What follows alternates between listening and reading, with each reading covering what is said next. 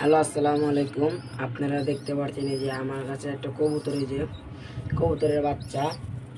তো আজকে আমি আপনাদেরকে দেখাবো যে কবুতরের মা বাপ হারিয়ে গেলে বা আপনারা যদি কবুতরের মা বাপকে আপনারা বিক্রি করে ফেলেন, তাহলে আপনারা কিভাবে ছোট বাচ্চাকে নিজে হাত দিয়ে খাইয়ে বড় করবেন এবং কি খাবারটা আপনারা কবুতরকে খাওয়াবেন সেটাই আপনাদেরকে আজকে আমি দেখাবো।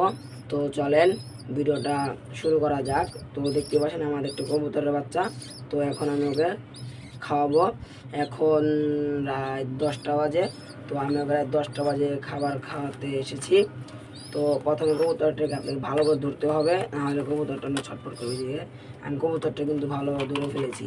এবং আপনারা কবুতরকে যা খাওয়াবেন তাহলে ছোলা, এই ছোলাটা কবুতরের জন্য অনেক উপকারী, বাচ্চাদের জন্য বড়দের জন্য। কিন্তু বাচ্চাদেরকে যদি ছোলাটা আপনারা 5-6 ঘন্টা ভিজিয়ে রেখে যদি আপনারা কবুতরকে খাওয়ান, তাহলে আপনাদের কবুতর এটা হজম করতে অনেক সহজ হবে। কারণ এরা বাচ্চা এত সহজে হজম করতে পারবে না। এই জন্য এই ছোলাটাকে আপনারা ভালো করে ভিজাবেন, ভিজায় তারপর কবুতরকে খাওয়াবেন। তো চলেন আমরা এই ছোলাগুলো কবুতরকে খাওয়াবো। যে আমার কাছে আরও ছোলা আছে, এই সবগুলোই খাওয়াবো। তো আপনারা থাকেন এবং দেখেন কিভাবে আমরা ছোলাকে খাওয়াই। তো দেখেন এই যে কবুতরকে আমরা ধুয়েছি এবং এই যে কবুতরকে করাবো একের পর এক আমরা যেভাবে খাওয়াবো। তো আপনারা ছোলা 15 থেকে 20টা করে 2 বেলা খাওয়াবেন। 2 বেলা, একটা সকালে একটা হলো বিকাল বা রাত। তো 15 থেকে 20টা করে আবার খাওয়াবেন। তো আমি এখানে 20টা নিয়েছি, কারণ আমার কবুতরের বাচ্চা একটু বড় হয়ে গেছে। তো ছোটো বাচ্চা হলে আরও কম নেবেন। তো এই যে খাওয়াচ্ছি।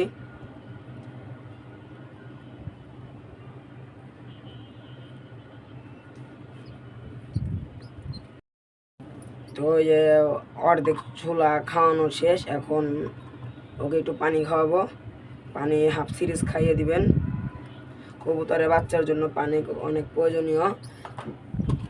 যদি আপনারা 2 বেলা খাওয়াবেন এবং 2 ঘন্টা পর পর এসে এক সিরিজ করে পানি খাওয়াবেন। এই যে চলেন এই যে খাওয়াই।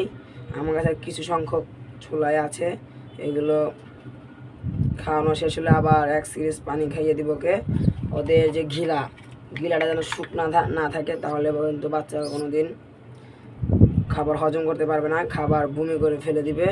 তো ওদেরকে ভালোভাবে পানি খাবেন এবং ওদের যে গিলার ভিতরে যেন খাওয়ান জমে না থাকে এবং শক্ত হয়ে না থাকে, সেজন্য ওদেরকে বেশি করে পানি খাওয়াবেন। তো চলেন ওকে আমি অনেক সিরিজ পানি খাওয়াই। যে একটা সিরিজ নিয়েছি পানির। তো চলেন ওকে আমি এখন এক সিরিজ পানি খাওয়াই। তো এই এক সিরিজ পানি খাইয়ে দিলাম। তো এখন কবুতরকে হাতে নেব এবং দেখবো আর গিলাটা কি ভর্তি। আপনারা দেখতে পাচ্ছেন এই যে আর গিলাটা, এটা কিন্তু ভরাট হয়ে গেছে এবং অনেক নরম তুলতুলে।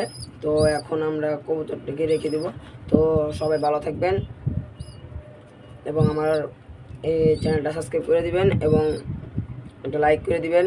তো আসসালামু আলাইকুম, সবাই ভালো থাকবেন।